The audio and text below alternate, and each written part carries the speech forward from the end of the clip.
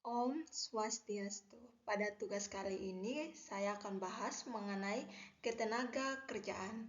Dosen pengampunya yaitu Ibu Whitney Wayan Astuti, SPD MPD.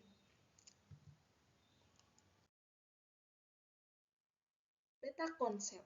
Dalam peta konsep ini ada beberapa yang kita bahas dalam ketenaga kerjaan. Yang pertama, konsepnya itu dibagi menjadi dua bagian. Yang pertama ada angkatan kerja, yang kedua bukan angkatan kerja. Terus yang ketiga ada ketenaga kerjaan. Dalam ketenaga kerjaan ini dibagi menjadi tiga bagian. Yang pertama ada penanggulan, yang kedua ada sistem upah, dan yang ketiga ada masalah ketenaga kerjaan. Dalam penanggulan ada dua jenis upaya. Yang pertama ada jenis pengangguran. Kita harus mengetahui jenis penganggurannya itu seperti apa. Nah, jenis pengangguran di sini ada tiga macam, yaitu yang pertama ada siklis, yang kedua ada friksional, yang ketiga ada struktural. Kita masuk penanggulangan yang kedua, upaya penanganan itu ada tiga macam juga. Yang pertama meningkatkan UMKM, yang kedua menyelenggarakan bursa kerja, yang ketiga mengembangkan balai latihan kerja atau BLK. Untuk masalah ketenaga kerjaannya sendiri itu dibagi menjadi 5 bagian. Yang pertama tentunya rendahnya kualitas tenaga kerja. Yang kedua, melimpahnya jumlah tenaga kerja. Yang ketiga, pengupahan. Yang keempat, tenaga kerja asing. Dan yang terakhir, outsourcing.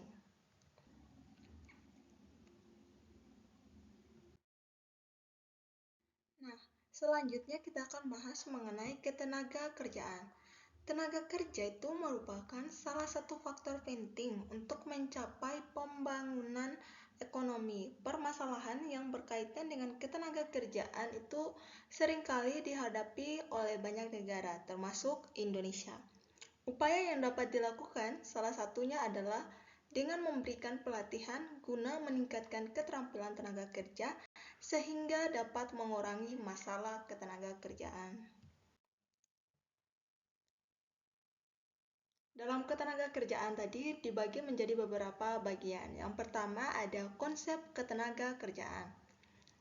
Menurut Undang-Undang Nomor 13 Tahun 2003 tentang Ketenaga Kerjaan, ketenaga kerjaan adalah segala hal yang berhubungan dengan tenaga kerja pada waktu sebelum, selama, dan sesudah masa kerja. Sedangkan tenaga kerja adalah setiap orang yang mampu melakukan pekerjaan guna menghasilkan barang dan atau jasa, baik untuk memenuhi kebutuhan sendiri maupun untuk masyarakat. Tenaga kerja dapat diklarifikasikan menjadi tiga kriteria, yaitu yang pertama ada tenaga kerja terdidik. Nah, tenaga kerja terdidik itu adalah seseorang yang memiliki keahlian atau pengetahuan di bidang tertentu. Keahlian dan pengetahuan tersebut dapat didapatkan melalui pendidikan formal, contohnya seperti dokter, guru, maupun seorang akuntansi. Yang kedua ada tenaga kerja terlatih. Tenaga kerja terlatih itu adalah seseorang yang memiliki keterampilan atau keahlian yang dapat dan melalui pendidikan non-formal. Pendidikan tersebut bisa berupa kursus maupun pelatihan, contohnya sopir, montir, maupun tukang jahit. Yang ketiga, tenaga kerja tidak terdidik dan tidak terlatih. Misalnya, ini merupakan tenaga kerja yang tidak memerlukan pendidikan dan pelatihan secara khusus. Kemampuan tenaga kerja pada kelompok ini didasarkan pada kebiasaan dan pekerjaan yang tidak menuntut keahlian tertentu. Contohnya adalah buruh cuci, kuli, panggul, dan kuli bangunan. Kita masuk yang kedua, angkatan kerja. Menurut International Labour Organization atau ILO, angkatan kerja adalah penduduk usia kerja yang bekerja dan yang sedang mencari pekerjaan atau menganggur. Angkatan kerja sering juga disebut sebagai penduduk yang aktif secara ekonomi atau Economic Active Population sejalan dengan ILO. Menurut Badan Pusat Statistik atau BPS, penduduk yang termasuk angkatan kerja adalah penduduk usia kerja di atas 15 tahun yang bekerja atau punya pekerjaan. Sementara tidak bekerja dan pengangguran, penduduk yang termasuk bukan angkatan kerja adalah penduduk usia kerja yang masih sekolah, mengurus rumah tangga, atau melaksanakan kegiatan lainnya selain kegiatan pribadi. Poin yang ketiga itu kesempatan kerja dalam angkatan kerja. Nah, kesempatan kerja dapat diartikan sebagai permintaan akan tenaga kerja ketika memproduksi barang atau jasa. Rumah tangga produsen memerlukan tenaga kerja dan modal sebagai input untuk proses produksi. Permintaan tenaga kerja adalah prinsip ekonomi yang berasal dari permintaan untuk output perusahaan.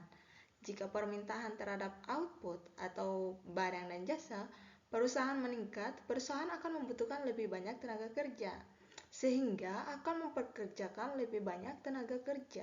Sebaliknya, jika permintaan terhadap output menurun, maka perusahaan itu akan membutuhkan lebih sedikit tenaga kerja, sehingga permintaan tenaga kerja akan turun.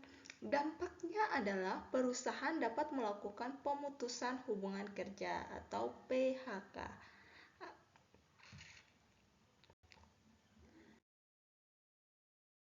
Nah, yang kedua ada masalah pekerjaan.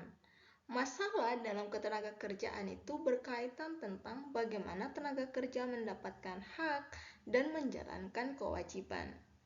Indonesia yang memiliki jumlah masyarakat yang banyak tentunya memunculkan masalah ketenaga kerjaan yang beragam, mulai dari rendahnya kualitas tenaga kerja, tingginya penawaran tenaga kerja, hingga masalah kesehatan dan keselamatan tenaga kerja.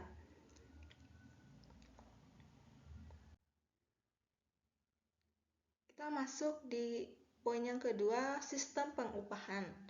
Nah, menurut Undang-Undang Nomor 13 Tahun 2003 tentang Ketenagakerjaan, upah adalah hak pekerja atau buruh yang diterima dan dinyatakan dalam bentuk uang sebagai imbalan dari pengusaha atau pemberi kerja kepada pekerja atau buruh yang ditetapkan dan dibayarkan menurut suatu perjanjian kerja, kesepakatan atau peraturan perundang-undangan, termasuk tunjangan bagi pekerja atau buruh dan keluarganya atas suatu pekerjaan atau jasa yang telah akan dilakukan.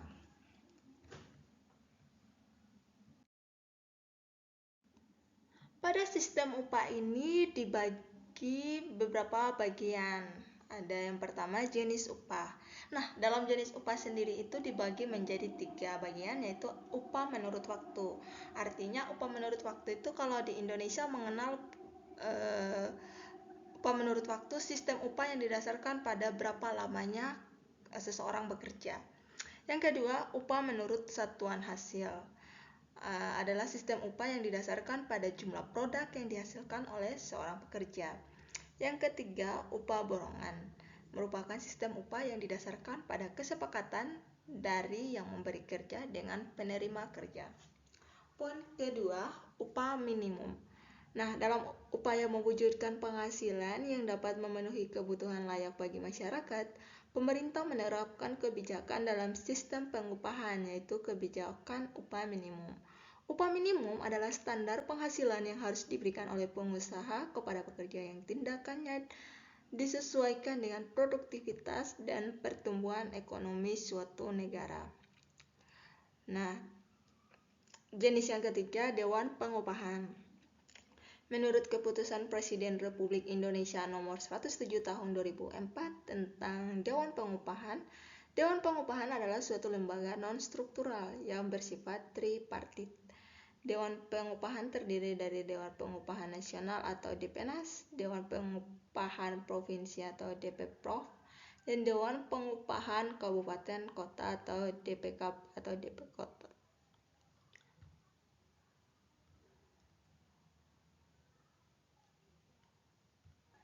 Ya, yang ketiga kita bahas mengenai ketiga jenis upah. Yang pertama ada jenis upah yang dibagi lagi menjadi 3 bagian. Yang pertama ada upah menurut waktu, artinya sistem upah yang didasarkan pada berapa lamanya kerja seseorang.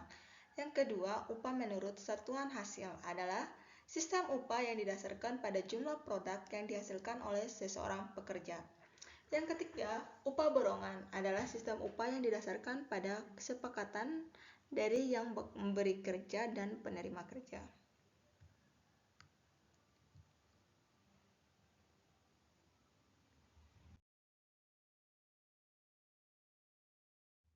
Nah, kita masuk poin yang ketiga, ada pengangguran. Pengangguran adalah kelompok angkatan kerja yang tidak bekerja atau sedang mencari pekerjaan. Pengangguran dapat terjadi karena jumlah penawaran tenaga kerja lebih besar daripada permintaan tenaga kerja. Dengan kata lain, terjadi surplus atau kelebihan penawaran di pasar tenaga kerja.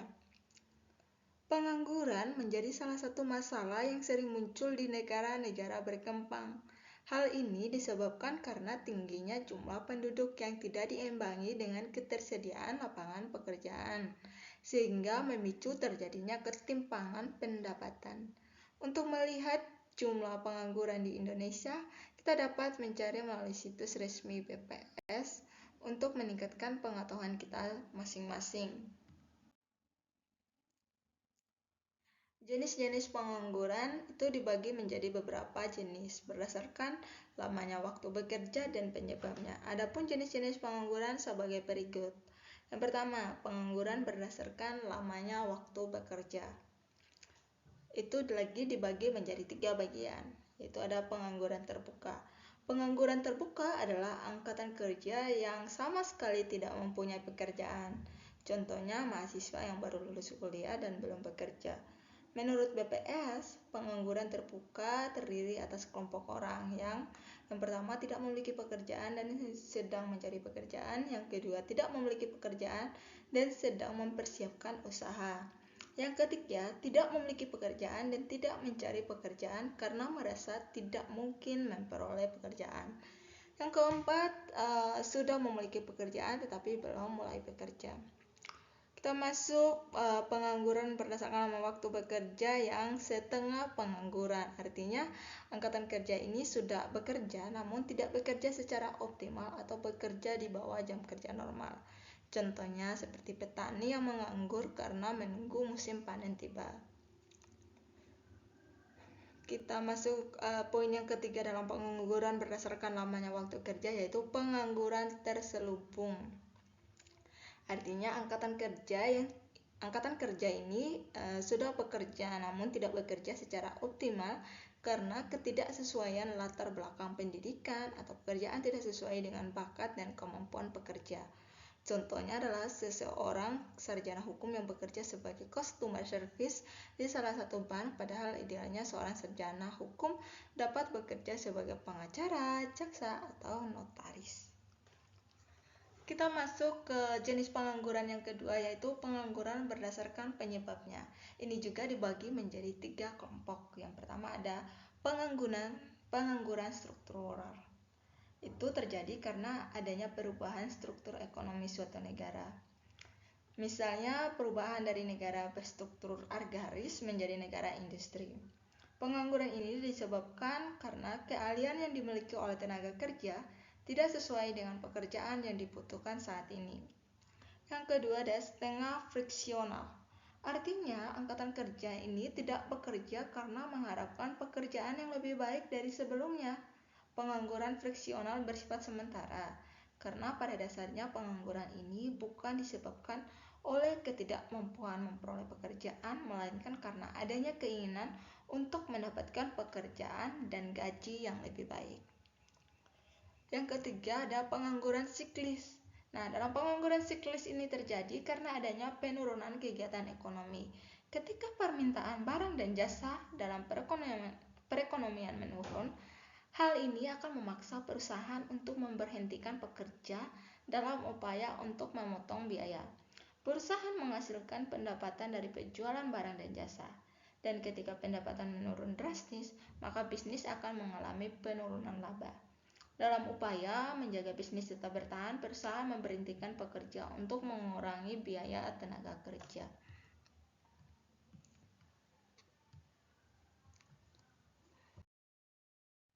Nah, poin ketiga dalam ketenaga kerjaan itu ada upaya mengatasi pengangguran. Upaya yang dapat dilakukan untuk mengatasi pengangguran tentunya dengan membuka lapangan pekerjaan, karena masalah pengangguran timbul akibat penawaran tenaga kerja lebih tinggi dibandingkan permintaannya. Maka solusinya adalah meningkatkan permintaan tenaga kerja. Adapun upaya yang dapat dilakukan adalah sebagai berikut. Yang pertama, meningkatkan investasi. Investasi bagi perusahaan akan meningkat apabila modal perusahaan untuk membuka usaha-usaha baru. Dengan begitu, penyerapan tenaga kerja dapat dilakukan oleh perusahaan. Dengan mempermudah alur investasi akan kerja, investasi juga dapat menggerakkan perekonomian dan meningkatkan pertumbuhan ekonomi. Yang kedua, menambah pelatihan kerja. Pengangguran dapat timbul karena angkatan kerja tidak memiliki keterampilan yang dibutuhkan. Oleh karena itu, untuk mengatasi hal demikian perlu diberikan pelatihan-pelatihan yang dibutuhkan dalam perusahaan.